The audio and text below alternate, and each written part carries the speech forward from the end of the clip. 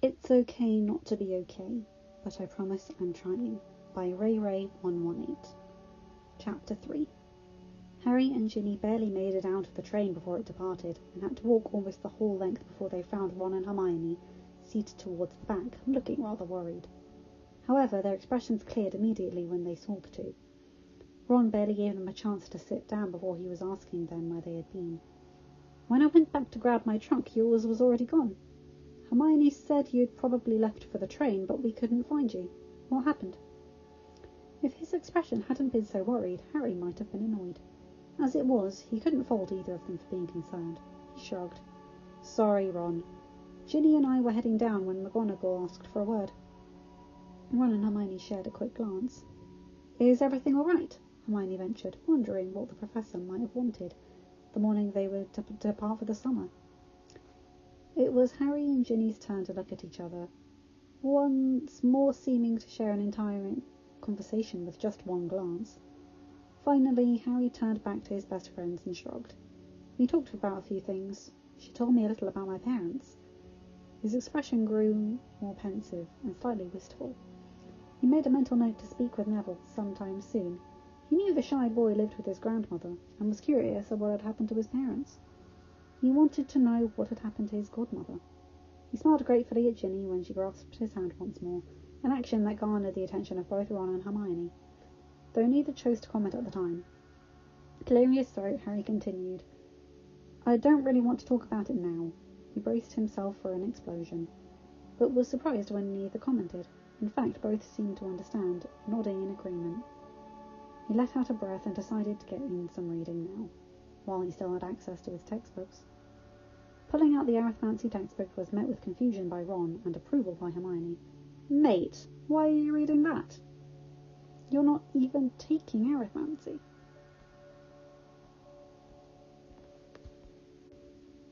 Harry grimaced and looked at his friend. That's actually one of the things McGonagall and I talked about. I am tired of putting up with Trelawney, so I asked her about changing electives. I borrowed Hermione's textbook after classes ended, and I actually understand a lot of it. McGonagall said she'd talked to Professor Vector about me taking a third-year final exam in September, and if I pass I can drop divination. Once more he was expecting an explosion, and was pleasantly surprised when Ron just stared at him, dumbfounded. Finally, he just shrugged. Fine, well, I guess I can't fault your reasoning there, he admitted. Trelawney's pretty unbearable. Hermione was simply beaming. I'm so proud of you, Harry, she practically gushed. If you have any questions, don't hesitate to owl me. It will be so great to have you in class next year. Harry tried not to laugh, but her enthusiasm was so infectious he couldn't hide the smile. Thanks, Hermione, he chuckled. McGonagall actually told me I should owl you too. Hermione's smile, if possible, got wider. And on that note, the four of them hunkered down for the ride. Hermione pulling out her ancient runes text, while Ron perused a Quidditch magazine, and Ginny seemed to be reading the arithmancy book over Harry's shoulder, until he realised what she was doing, and lowered the book, moving it over so it was between both of their laps. Ginny smiled in thanks as the hours seemed to melt away as the terrain outside the window changed from barren fields to rocky hills to farmland and back again. It wasn't until the trolley witch had come and gone, leaving them a few galleons lighter but weighed down with pumpkin pasties and chocolate frogs, that Harry came out of his arithmancy trance. He looked up and studied his friends for a few moments. Ron had fallen asleep while reading. His head was resting against the window, but Hermione seemed to be puzzled over something she was reading. Her brow was furrowed and her lips moved soundlessly. Feeling the eyes on her, Hermione looked up and met Harry's gaze. He smiled slightly. Everything all right there, Hermione? He asked quietly, trying not to wake up his red-headed friend. Next to him, Ginny also looked up at her, her concentration at trying to figure out a subject that she would be studying the next year broken. Hermione flushed a little, embarrassed at being caught not understanding something for only a moment. Before she relaxed, Harry would never judge, she knew. She shrugged, moving one shoulder up and down as she looked back at the text. I'm just trying to learn ahead a little, she replied, flipping the page and furrowing her brow. Harry and Ginny shared a knowing glance before they both turned back to the bushy-haired witch. Harry took this opportunity to learn a little bit more about yet another subject he was regretting not taking. Now that he had learned a bit more about it, he realised just how useful it might be. Runes were used a lot in the creation of wards, and he had taken some time after classes and had ended up reading a little about the topic in the library. It sounded absolutely fascinating. Ginny seemed to be understanding what Harry was thinking because she asked Hermione to give her an overview of the subject, since it too was one she would be taking next year. That was all it took for Hermione to go off, discussing translations and runic applications. For a while she spoke about the career of a curse breaker and the way they used ancient runes and arithmancy. Her voice took on a slightly dreamy quality as she talked about ward construction, and the way they could be woven together. It sounded more like an art than anything else, the way she described it. When Hermione seemed to have run out of air, Harry felt it safe to break in. That sounds really interesting. I'd be interested to learn more, but I don't want to take more than one textbook away from you for the summer. It's too bad I can't go to Diagon Alley easily. Hermione's eyes lit up, but it was Ginny who answered. You could always owl-order the book, she suggested. When Harry turned his questioning gaze on her, and Ginny elaborated. Flourish and Blots has an owl-order business. All you have to do is send them the payment and what book you want. If you do it often enough, they'll probably set up a tab. She looked at him sidelong and then admitted. Actually, you probably could just ask them to set up a tab. They'd never deny the boy who lived anything. Harry spluttered for a moment before he caught the decided twinkle in the redhead's eyes. He growled lightly, but returned the smile she gave him readily enough. I think I'll do that, he told them. The train seemed to slow, announcing their arrival to London. Ron began to shift and stretch, waking up slowly as he looked around. What a mess, he asked, blinking owlishly. Harry and Hermione smiled while Ginny just shook her head. We were just discussing about electives. Harry answered. Hermione was explaining ancient runes to me and Ginny. Ron grimaced. Term had just ended, for Merlin's sake. They had the whole summer to relax, and all they wanted to talk about was school. He tempered his reaction, though, when he took a good look at his best friend. As the train slowed even more, he couldn't fail to notice the dread settling around Harry. As the train screeched to a stop, he saw the black-haired wizard swallow harshly before steeling himself to stand up. He handed the arithmancy book back to Hermione. Thanks for letting me borrow this, he said gratefully, his voice quiet with anxiety. I'll just order my own, along with the ancient runes one. Hermione nodded, feeling her own apprehension rise as she watched her friend close himself off, becoming almost an emotionless husk of a human. To be perfectly frank, it scared her. The four of them made their way onto the platform quietly, looking for the large group of redheads they knew would be easiest to spot. Mrs. Weasley was waving them over to where she stood with Percy, Fred and George. After a round of hugs, in which Harry did his level best not to flinch, she stood back and smiled unmatronly. How was your term, dears? She asked, reaching over to wipe some non-existent dirt off of Ginny's face. The redhead leaned back, trying to avoid the embarrassing gesture, though inwardly she rejoiced in the feeling of having a mother at all, remembering what Harry had told her about his relatives just this morning. It was fine, Mrs. Weasley, Hermione answered, looking around for her own parents. She had taken the question, knowing somehow that Harry probably wasn't up to speaking right now.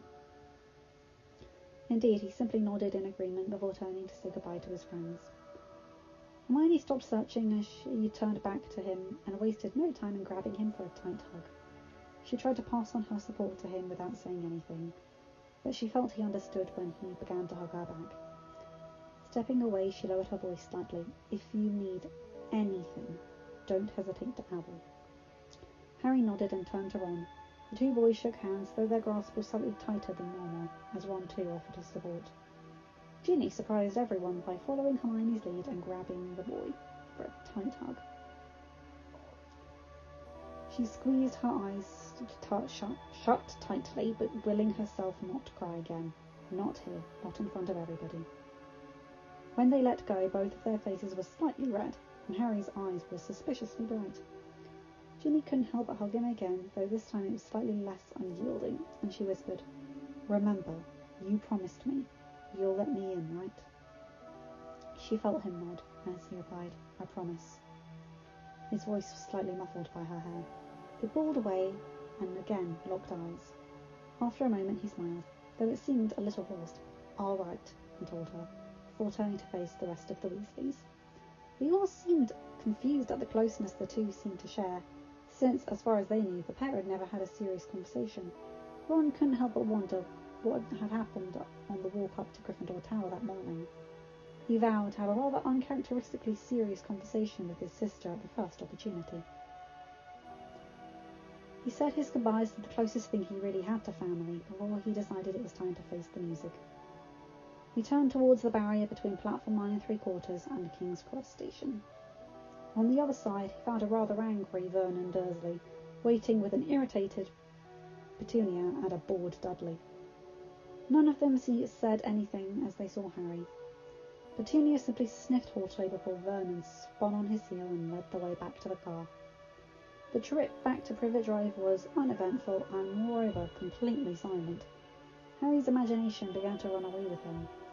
He was very glad he had decided to send Hedwig on ahead, so that she could hopefully avoid being locked up, should it have come to that. Sure enough, no sooner had he passed the threshold to 4 Privet Drive, than Vernon had grabbed his trunk and thrown it into the cupboard under the stairs.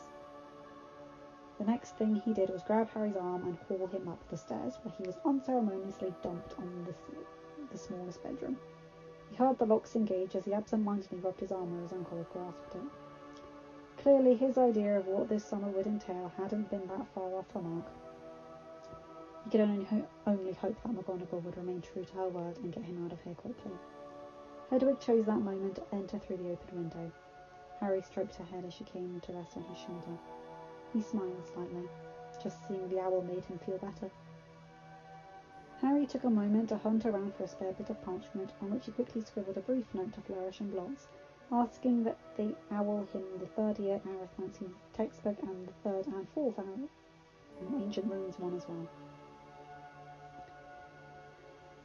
He was startled from his writing when an unfamiliar owl entered the room, coming to rest on top of the dresser.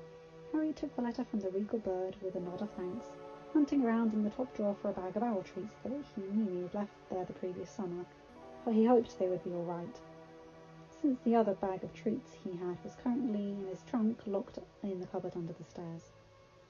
The owl gave a somewhat dubious look, but he took the treat readily enough, and with a sweep of his wings was once more out of the window. Harry turned to the letter and unfurled it. He was surprised to find Professor McGonagall's tidy handwriting. Hedwig left her perch on his shoulder and moved over to the dresser, as he sat down on the bed and began to read. Dear Harry, hearing or reading his first name from Professor McGonagall would definitely take some getting used to, Harry thought wryly. I hope your return trip to London was both relaxing and enjoyable. I want to assure you that I am doing everything possible to keep my promise to you. I sent a note to Amelia Bones, the head of the Department of Magical Law Enforcement. She is a very fair woman, and I trust her. I am hopeful that we will be able to come for you within the next week or two. The other reason I wanted to write to you was to talk about another topic you may find interesting. I noticed this morning you seem very interested in the privacy wards I set before our conversation. If you have any interest in the subject, I would recommend reading some books on ancient runes. While privacy wards are some of the simplest wards to create, utilizing more spells work than runes, the topics are comparable. And I think that if you are interested, and if you work hard enough this summer, we may be able to see you in the 4th year Ancient Runes class as well. Please do not hesitate to owl me if you need anything, and please feel like you can come to me if you need help. Minerva McGonagall. Harry reread the note, brow furrowing as he took in the implications. Truthfully, in his readings of the subject utilizing the library, he had found the topic fascinating. He wished the second years had been given more advice regarding their elective choices. Had he really had the subjects explained to him, then he would never have gone for divination, rather than arithmancy or ancient runes. He'd only chosen the topics because Ron had picked the same ones, but in all honesty, neither divinations nor care of magical creatures would help him with any career he might choose. Picking up his note to Flourish and Blots, Harry added the Ancient Runes 4th year textbook as well. Before walking over to Hedwig and tying the note along with a small pouch filled with a few galleons he luckily still had in his pocket to her leg. "Can you take this to Flourish and Blotts for me, Hedwig?" Harry asked, giving her a year-old owl treat, which she took, though she didn't look too happy about it. Hedwig gave him a beady stare, which he understood to mean, "Why, after all these years, do you even have to ask?" Harry smiled and held out his arm, and she hopped on too for a ride over to the window. Once Hedwig was no more than a distant speck in the sky, Harry returned to his bed, lying down fully clothed and closing his eyes, trying to think about everything that had happened in the last day. He was so tired, however, that no sooner had his eyes closed than he was asleep. End of chapter 3. Hi guys, welcome back to my channel. Hope you enjoyed the chapter. Sorry if anything in here was triggering. There will be quite a bit of that in the future. Nasty stuff is about to happen. Be sure to like, comment and subscribe, and please tell your friends about my channel, as it really will help this channel grow, and I really do enjoy doing this. Have a good day, night, or whatever time it is. Bye, boys, gals and non-binary pals. Bye!